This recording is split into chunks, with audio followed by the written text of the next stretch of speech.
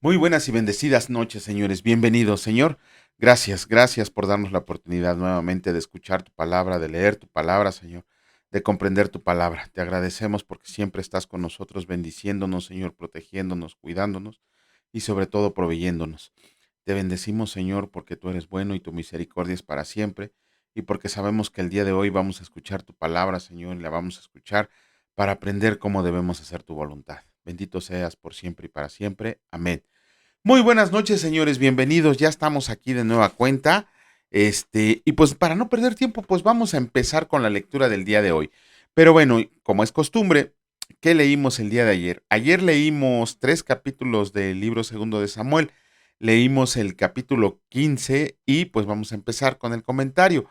Vemos que Absalón, después de todo lo que estuvo tramando para poder ascender al trono, porque era su derecho, ya había matado a ¿cómo se llamaba? Abnón, que era el mayor y era el que le correspondía el derecho de ascender al trono.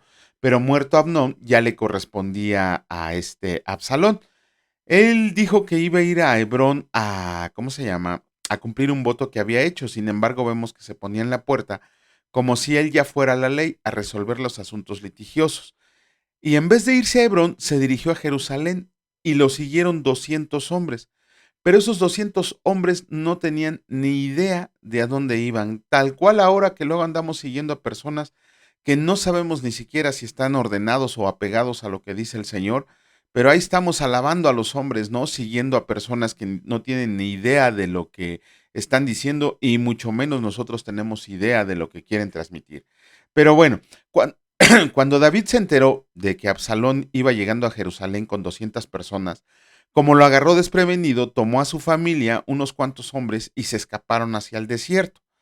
Ahí, en el camino de David, lo deberíamos de hacer una analogía como el camino de nuestra vida, porque mientras David iba huyendo hacia el desierto, se encontró con una serie de personajes, unos amigos y otros enemigos, otros engañadores. Porque primero vemos que en el camino hacia el desierto huyendo, se encontró con un filisteo que lo había seguido desde, ¿cómo se llama? Ay, permítanme. Ya, un filisteo que lo había seguido desde que él se había pasado de lo de los filisteos, ¿se acuerdan? Cuando no le permitieron pelear contra los judíos. Bueno, ahí fue Dios el que no le permitió pelear contra el pueblo de Israel. Pero bueno, este personaje era un hombre llamado Itai Geteo. Este señor, David le dijo que no se fuera con él, que mejor se regresara, pero ahí vimos una muestra de lealtad que le mencionó Itaí Geteo, porque le dijo que a donde fuera su rey, él iría, donde viviera o donde muriera. Estaba reconociendo a David como el único rey verdadero, no reconocía a nadie más. Para él, él seguía siendo su rey. Después se encontró con dos personajes llamados Sadoc y Abiatar. Ellos eran sacerdotes de Dios. Ellos estaban ministrando en el templo y también quisieron acompañar a David, pero a David se le ocurrió una idea mejor, que se regresaran a escuchar todo lo que decía Absalón en calidad de espías y que se lo comunicaran de inmediato a David. Después se encontró con un personaje llamado Usaí Arquita. Era un personaje que había sido, bueno, que era consejero de David, y también le dijo que actuara como si él sirviera no a la persona, sino a la investidura, que le dijera a Absalón que él estaba de su lado porque él iba a seguir al rey que Dios eligiera. De esa manera, Usaí Arquita también se regresó con Absalón, pero por mandato de David, para que escuchara todo lo que decía Aitofel. Ahorita vamos a ver quién es Aitofel. Y que, ¿cómo se llama? Y que entorpeciera su consejo. También David oró para que el Señor entorpeciera el consejo que Aitofel le hubiera dado a este Absalón. Después encontramos en su camino a un engañador, a Siba. ¿Se acuerdan quién era Siba? Era el criado de Mefiboset. Bueno, ¿y quién era Mefiboset? Mefiboset era el hijo de Jonatán, aquel que había quedado mal de sus piernas, que era cojo cuando se le cayó a la nodriza. Ajá, y Siba salió al encuentro de David con muchos alimentos y un par de asnos para que su familia no fuera caminando. Le dio muchos alimentos y cuando David le preguntó por Mefiboset, ahí vino el engaño de Siba, como lo vamos a leer el día de hoy, porque Siba le dijo que Mefiboset se había regresado al palacio porque decía que el día de hoy le iban a regresar el reino que le había pertenecido a la familia de Saúl. Ajá. Entonces David, como castigo a Mefiboset, le dijo a Siba que todo lo que le pertenecía a Mefiboset iba a ser para Siba. Y después encontramos otro personaje llamado Simei, quien él iba maldiciendo y arrojando piedras a David y a sus hombres. De hecho, uno de sus hombres le dijo a David: ¿quién es este perro muerto para que nos esté diciendo de cosas? Déjame ir a cortarle la cabeza. Pero David no, porque estaba comprendiendo que estaba pagando algo del pecado que había cometido. Además le dijo que probablemente Dios le había permitido a Simei que lo insultara. David iba muy acongojado porque sabía que todo eran las consecuencias de sus acciones. Ajá. De ahí pasamos a un capítulo cortito, al capítulo 16 del libro segundo de Samuel, donde nos enseña que Aitofel era un sacerdote también, mm, pero decían en esos tiempos, bueno, no era sacerdote, ya me acordé, no era sacerdote, más bien era un consejero y había estado con David como consejero, sin embargo le había volteado bandera y se había pasado del lado de Absalón. Pero la palabra dice que en esos tiempos el consejo de Aitofel era como si Dios mismo estuviera hablando. Por eso, cuando Aitofel le dice a Absalón que se acostara en la tienda, en la azotea de la casa de David, con las 10 concubinas que había dejado para cuidar la casa, Absalón no dudó en obedecerlo, porque no significaba nada más que tomar a las mujeres, sino que con eso significaba que estaba tomando posesión de todo lo que David ahí tenía, además de que estaba con su deseo de aspirar al trono. Obedeció el consejo de Aitofel, no sabemos si las violó, las tomó o aquellas se dejaron. El chiste es que sí se acostó a plena luz del día con las 10 concubinas de David enfrente de todo el pueblo. Y después pasamos al capítulo 17, porque Aitofel le vuelve a dar un consejo a Absalón, donde le decía que persiguiera a David con 12,000 hombres. Ajá. Le decía que iba a ser presa fácil. Cuando Usaí, el amigo de David, ¿se acuerdan? Usaí Arquita, que se menciona en el capítulo 15, oyó esto, le dijo, Absalón fue a pedirle consejo también a él, y Usaí muy hábilmente lo convenció de que no lo hiciera así, porque le dijo que David era un guerrero, que David era como un animal, que no iba a dejarse, que estaba en amargura de espíritu, que no le iba a importar nada, y que además, si Absalón sufría una derrota, todo el pueblo le iba a voltear la espalda. Pero en realidad lo que estaba haciendo Usaí Arquita era ganar tiempo para que a poderle avisar a David y que éste huyera al desierto. Y mandó a Sadoc y a Abiatar a que le dijeran eso a David, por poquito y los cachan, si no es por una mujer que los metió en un pozo de agua que luego cubrió con grano, los hubieran, ¿cómo se llama? Encontrado y los hubieran asesinado. Ajá, bueno, cuando Aitofel, primero que nada, ¿quién era Aitofel? ¿Por qué no quería a David? ¿Por qué aborrecía a David, por así decirlo? Ok, si seguimos las líneas de genealogía que se nos presentan en el Antiguo Testamento, nos vamos a dar cuenta que Aitofel era el abuelo de Betsabé. Imagínense nada más por qué no quería a David, porque había cometido pecado con Betsabé, habían matado a Urías Eteo, habían tenido un hijo que había fallecido, tuvieron otro que seguramente iba a estar en la línea directa al trono, y así fue. Entonces, por eso Aitofel, probablemente por eso, no estaba muy de acuerdo con David, por eso no lo quería y por eso lo había traicionado. Cuando Aitofel se dio cuenta de que su consejo no había sido seguido, la palabra dice que se fue a su casa, que arregló todas las cosas. Me imagino que arreglar todas las cosas significa que dictó su herencia, su testamento o arregló lo que tenía pendiente. Y después, como Judas, se ahorcó. O sea, ya ahí nos damos cuenta de que Aitofel es una figura de Judas, porque no solo traicionó a David, sino que también se ahorcó para que porque su consejo no había sido seguido. Muy sentido el Señor. Vamos a comenzar con la lectura del día de hoy. Hoy solamente nos tocan 2 capítulos algo extensos. Comenzamos con el capítulo 18 del libro segundo de Samuel, y escrito está: Muerte de Absalón. David pues pasó revista al pueblo que tenía consigo, y puso sobre ellos jefes de millares y jefes de centenas.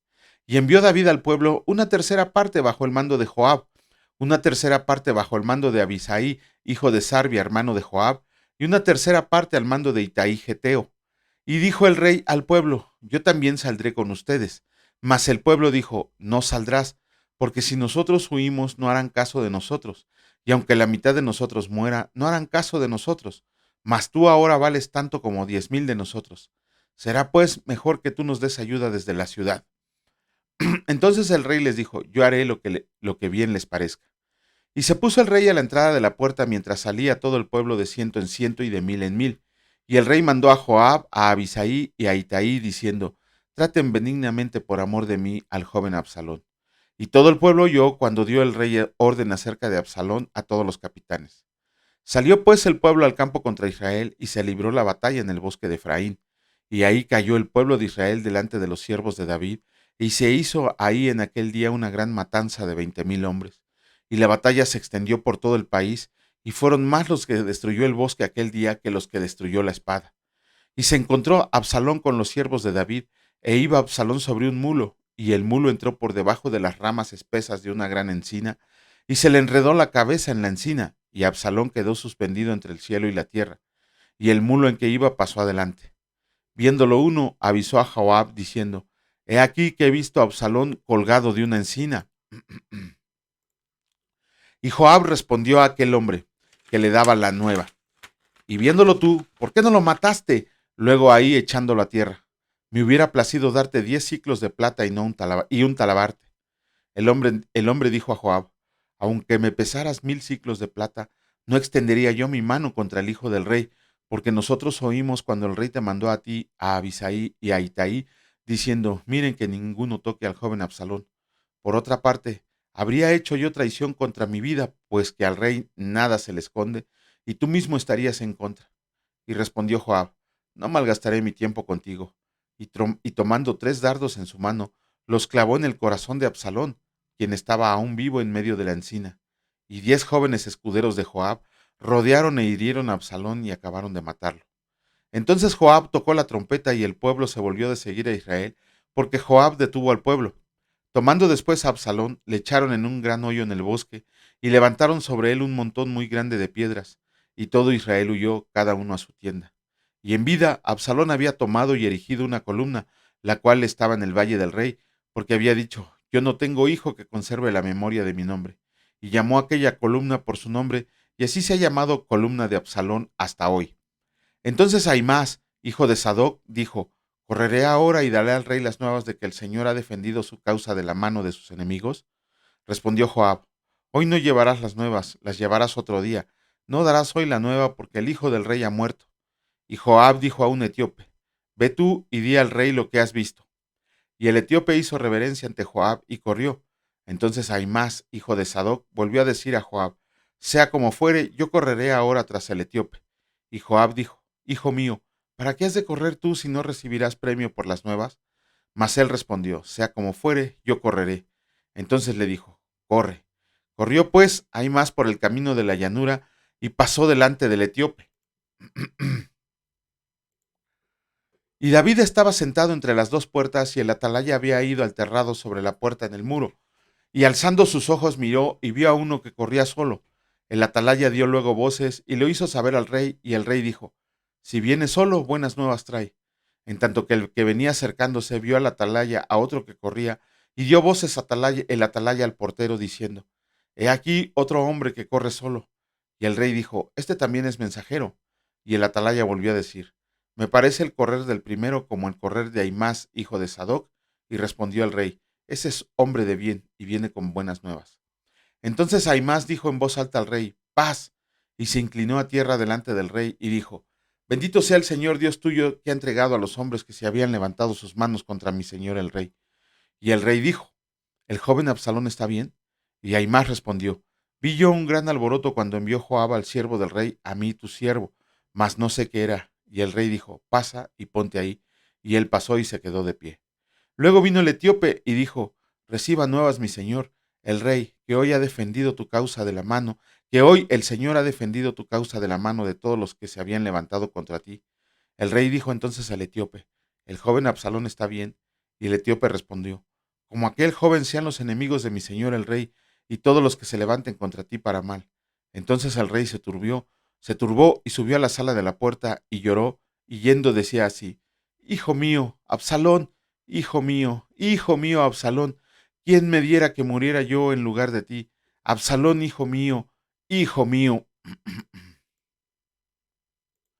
Capítulo 19 del libro segundo de Samuel, escrito está. David vuelve a Jerusalén. Dieron aviso a Joab: he aquí el rey llora y hace duelo por Absalón. Y se volvió aquel día la victoria en luto para todo el pueblo, porque oyó decir el pueblo aquel día que el rey tenía dolor por su hijo.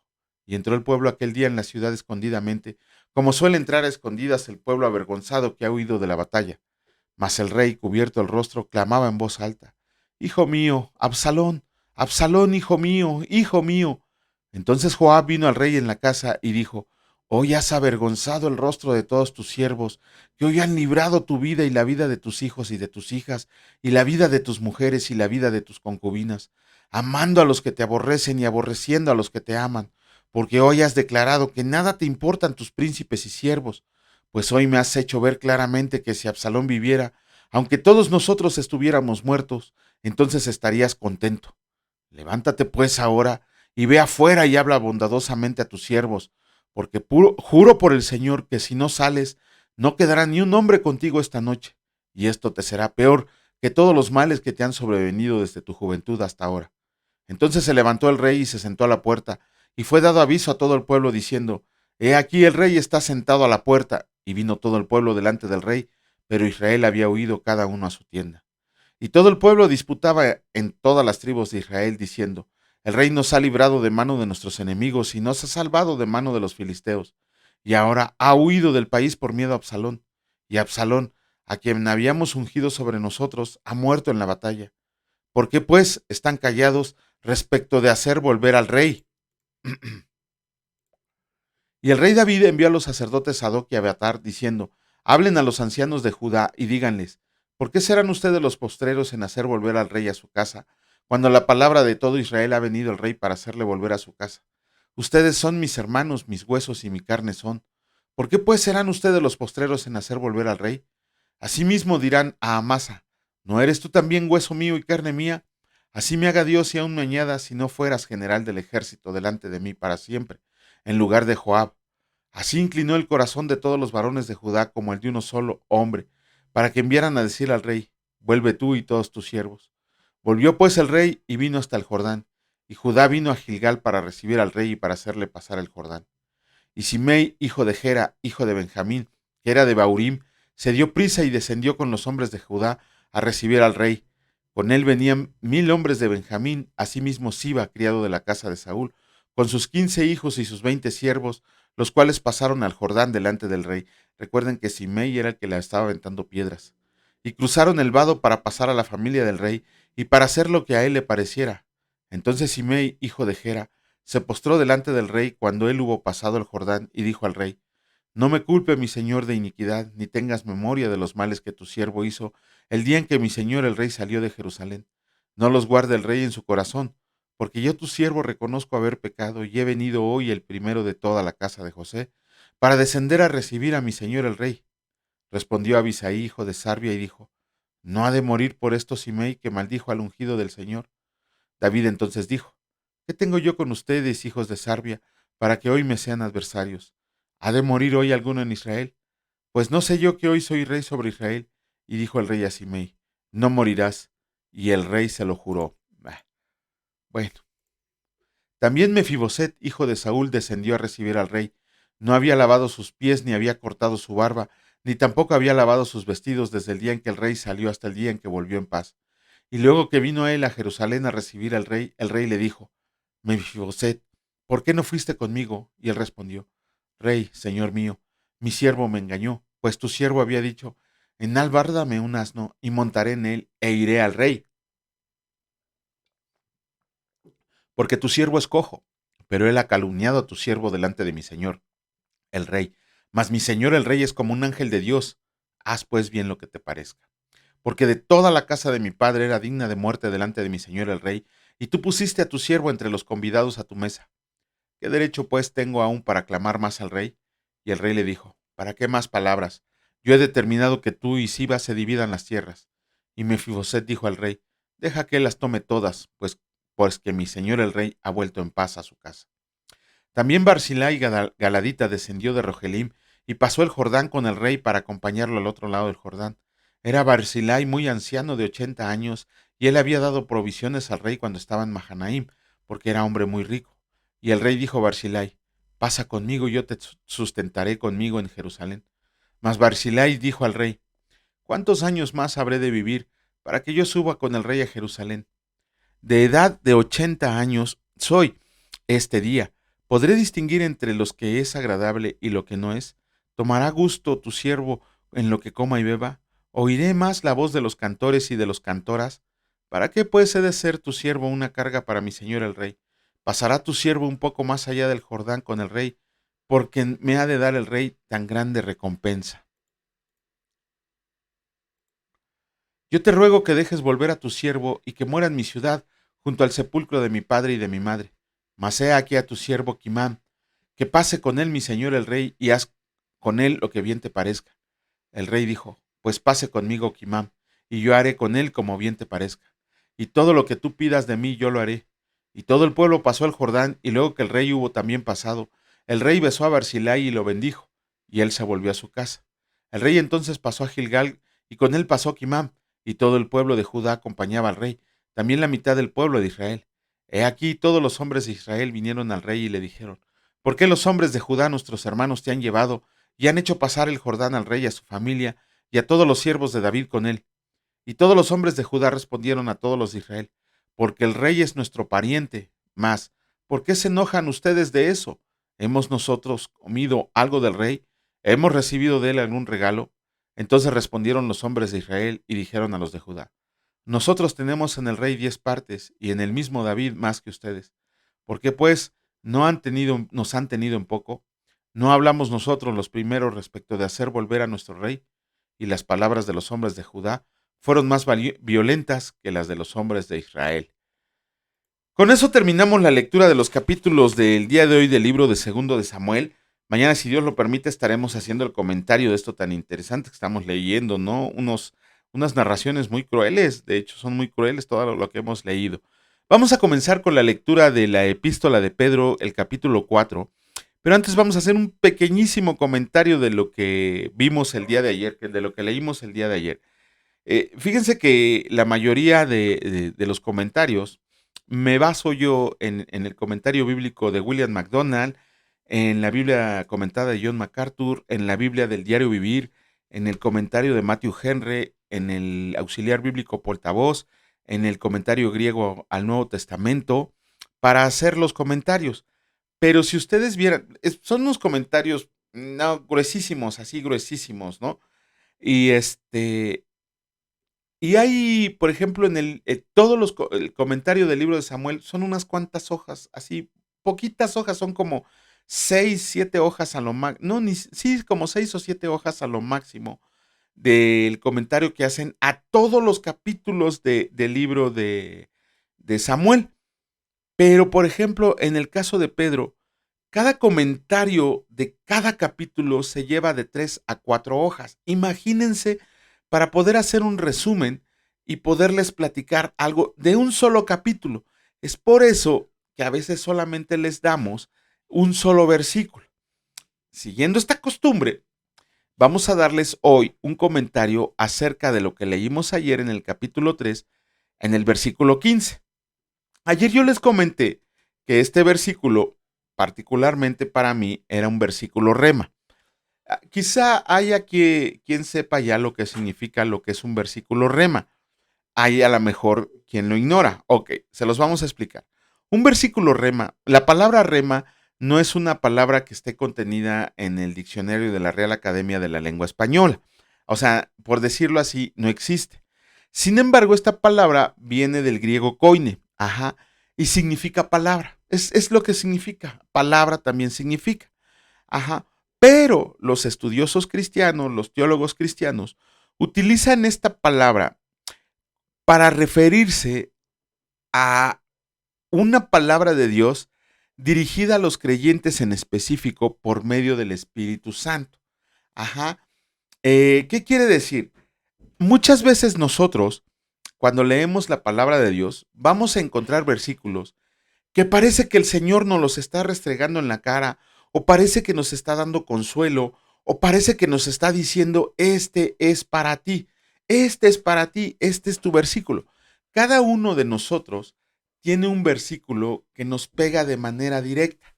Ajá, no sé, Almita, ¿qué versículo te gusta mucho de la Biblia, uno que recuerdes ahorita? ¿Qué dice? Ay, En grandes rasgos. es cuando perdona a la mujer pecadora y le dice, mujer, vete y no Ah, peques. miren, está mi esposita aquí y le acabo de preguntar algún versículo en específico que a ella le gusta, que le pega mucho. Y ella me dijo que el versículo que le gusta es el versículo 14 del capítulo 8 del Evangelio de Juan, que es cuando le dice a la mujer, ninguno te condena. Ah, no, le dice, vete y no peques más. Sí, todo. Ajá, este, para ella tiene un significado especial. Solamente ella y Dios sabe por qué le pega tanto ese versículo. Es algo entre ella y Dios. En el caso de su servidor, yo tengo varios, pero hay dos que a mí me pegan, me hablan, siento que es una orden dirigida en específico para mí.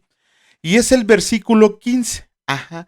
El versículo 15 del capítulo 3, precisamente de esta carta de Pedro, la primera carta de Pedro, en la que se nos llama a que estemos siempre listos para defender la fe que profesamos con mansedumbre y reverencia.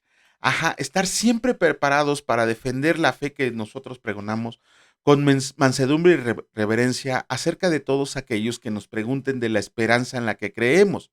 Y hay otro parecido que está en la segunda carta a los Corintios, en el capítulo 10, versículo 15, que es donde Pablo les dice que destruyamos todos los argumentos que se levantan en contra del conocimiento de Dios, que se levantan en contra del conocimiento del Hijo de Dios, y ¿cómo se llama? Ah, se me acaba de olvidar, son mis versículos rema y se me acaban de leer. Destruyendo todos los argumentos que se levantan contra el conocimiento del Hijo de Dios y toda altivez que se levanta, ajá, contra el conocimiento de Dios y toda altivez que se levanta contra el Señor Jesús.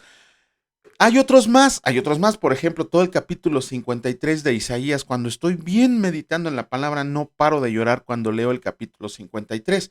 Y así hay varios más que para mí son, yo lo siento para mí, una orden que Dios me ha dado. Porque es el ministerio en el que me puso el Señor, en el ministerio de enseñanza y de apologética. Ese es el ministerio en el cual me puso el Señor.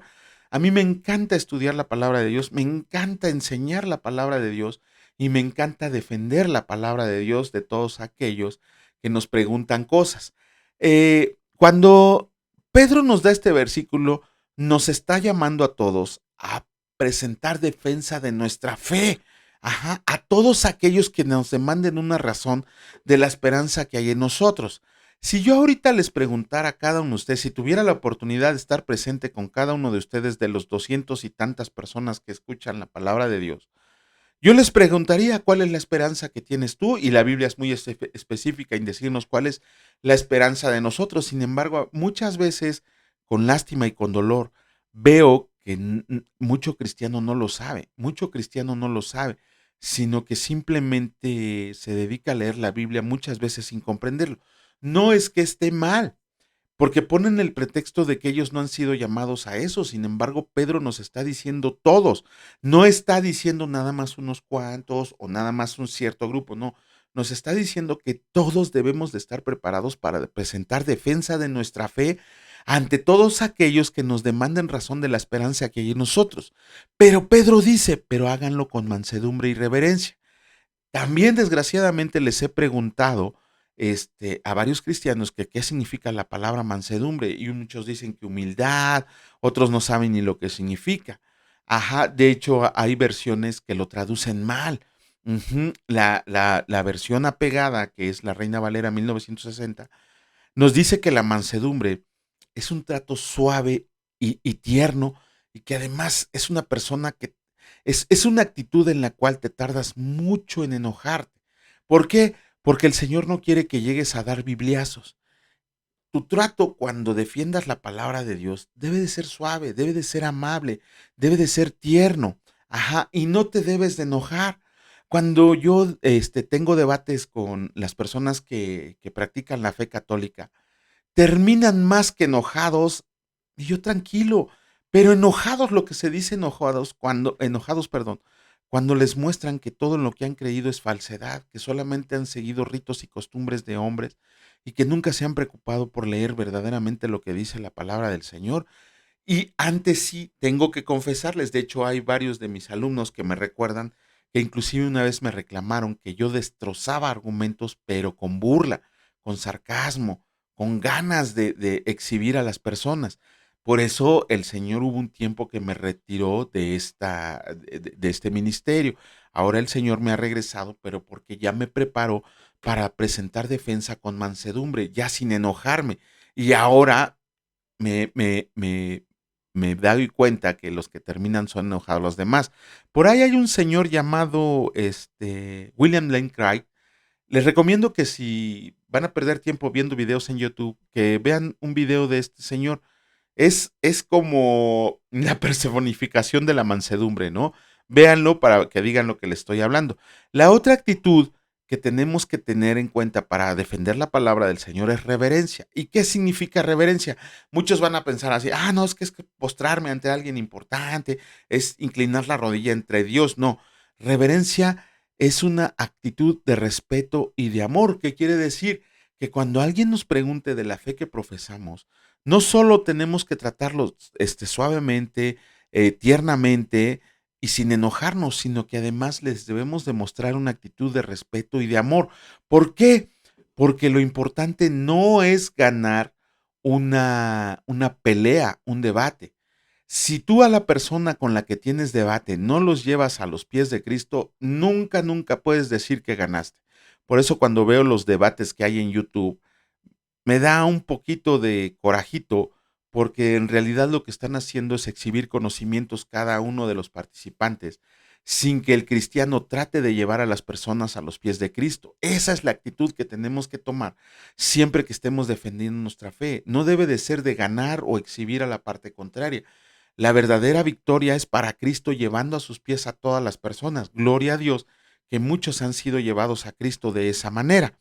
Ajá, y muchas veces esas preguntas nos las van a hacer de manera burlona, nos las van a hacer con ganas de molestarnos, y muchas veces esas preguntas nos las van a hacer personas que verdaderamente están abriendo la puerta para que el Espíritu Santo entre y more en ellos, para que reciban al Señor Jesús. Por eso es importante prepararnos para saber cómo llevar el Evangelio. Si nosotros vamos y le decimos a la gente un evangelio barato en el cual les prometemos que Dios los va a bendecir y que los va a tener muy bien y que los va a librar de todos sus problemas, ese es un evangelio de mentiras, no es un evangelio completo. Es un evangelio que probablemente haga que la gente se aleje cuando vean que todas las promesas que se les hicieron no se cumplen. Si verdaderamente nosotros estudiáramos cómo compartir el evangelio, cuando lo compartes de verdad, la gente lo recibe y se queda en el Evangelio, no se va, se queda en el Evangelio porque le hablaste con la verdad. Cuando leamos la segunda carta a los Corintios en el capítulo 5 de los versículos 20 y 21, continuando con el capítulo 6, versículos 1 y 2, nos vamos a dar cuenta, si ustedes nunca lo han leído, dice que nosotros somos embajadores de Cristo y que le tenemos que rogar a las personas como si fuera Dios el que les estuviera rogando que ese día y ese momento es el momento de su salvación. No hay más, que ese día y ese momento es el día de la salvación. Si no me creen, vayan y consulten la segunda carta a los Corintios capítulo 5 versículos 20 y 21 y segunda carta, si es segunda carta a los Corintios capítulo 6 versículos 1 y 2. Ay, ¿saben qué? No sé si es la segunda, miren nada más, ¿no? Se los voy a decir, perdón ustedes exactamente, porque luego van a decir capítulo 10, no, perdón, capítulo 5, versículo, sí, sí es el 20-21, por supuesto. Ajá, Entonces, si es la segunda carta a los Corintios, capítulo 5, versículos 20 y 21, y segunda carta a los Corintios, capítulo 6, versículos 1 y 2, para que aprendan cómo se debe de llevar el Evangelio. No somos nosotros los que estamos llevando el Evangelio, es el Señor Jesús el que lo está llevando, y es Dios quien le está rogando a las personas que procedan a arrepentimiento, porque Él es el día de su salvación. Léalo. Bueno, vamos a, nada más como colofón, recuerden, esto no es para mí solo, no es para un grupo selecto de estudiosos, no es para unas personas que ha elegido el Señor, es una orden que se le da a todos. Vamos a comenzar con la lectura del capítulo 4 de la primera carta de Pedro, y escrito está: buenos administradores de la gracia de Dios. Puesto que Cristo ha padecido por nosotros en la carne, ustedes también ármense del mismo pensamiento, pues quien ha padecido en la carne terminó con el pecado, para no vivir el tiempo que resta en la carne conforme a las concupiscencias de los hombres, sino conforme a la voluntad de Dios. Baste ya el tiempo pasado para haber hecho lo que agrada a los gentiles, andando en lascivias, concupiscencias, embriagueces, orgías, disipación y abominables idolatrías. A esto les parece cosa extraña que ustedes no corran con ellos en el mismo desenfreno de disolución y los ultrajan, pero ellos darán cuenta al que está preparado para juzgar a los vivos y muertos. Porque esto también ha sido predicado, por esto también ha sido predicado el evangelio a los muertos, para que sean juzgados en carne según los hombres, pero vivan en espíritu según Dios. Mas el fin de todas las cosas se acerca. Sean pues sobrios y velen en oración, y ante todo tengan entre ustedes ferviente amor, porque el amor cubrirá multitud de pecados. Hospédense los unos a los otros sin murmuraciones. Cada uno según el don que ha recibido, ministrelo a los otros, como buenos administradores de la multiforme gracia de Dios. Si alguno habla, hable conforme a las palabras de Dios. Si alguno ministra, ministre conforme al poder que Dios da, para que en todo sea Dios glorificado por Jesucristo, a quien pertenecen la gloria y el imperio por los siglos de los siglos. Amén. Padeciendo como cristianos. Amados, no se sorprendan del fuego de prueba que les ha sobrevenido, como si alguna cosa extraña les aconteciera, sino gócense por cuanto son participantes de los padecimientos de Cristo, para que también en la revelación de su gloria se gocen con gran alegría. Si son vituperados por el nombre de Cristo, son bienaventurados, porque el glorioso Espíritu de Dios reposa sobre ustedes. Ciertamente de parte de ellos Él es blasfemado, pero por ustedes es glorificado. Así que ninguno de ustedes padezca como homicida o ladrón o malhechor o por entremeterse en lo ajeno. Pero si alguno padece como cristiano, no se avergüence, sino glorifique a Dios por ello, porque es tiempo de que el juicio comience por la casa de Dios.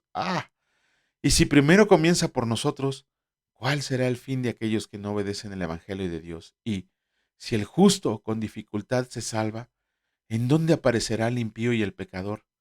De modo que los que padecen según la voluntad de Dios. Híjole, qué final. Ay, Dios mío, no es para que nos dé miedo, es para que glorifiquemos a Dios por todo lo que ha hecho por nosotros. Señor, muchas gracias, gracias porque te has fijado en nosotros para ser servidores tuyos, para ministrar en tu nombre, Señor, dándote la gloria, la honra, el poder, el imperio y la alabanza.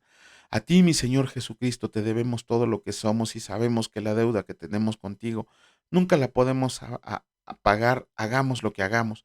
Por eso es que tu gracia actúa en cada uno de nosotros, Señor, sabiendo que somos salvos por el amor que nos tienes, porque tú nos has elegido para salvación eterna, porque en el día que tú dijiste que era el día de nuestra salvación, decidimos aceptarte con todo lo que conlleva sufrir en tu palabra, Señor, aguantar en tu palabra, padecer en tu palabra, pero sobre todo gozar en tu palabra, Señor. Gracias, Señor, porque sabemos que tú nos tienes en el hueco de tu mano, cuidados, protegidos, bendecidos, y porque nunca, nunca tendremos miedo, porque sabemos que tú eres el Señor de los ejércitos, que va con nosotros peleando cada batalla. Bendito seas por siempre y para siempre. Amén. Que Dios los bendiga, señores. Si Dios lo permite, nos vemos el día de mañana con los comentarios correspondientes. Cuídense mucho. Hasta luego.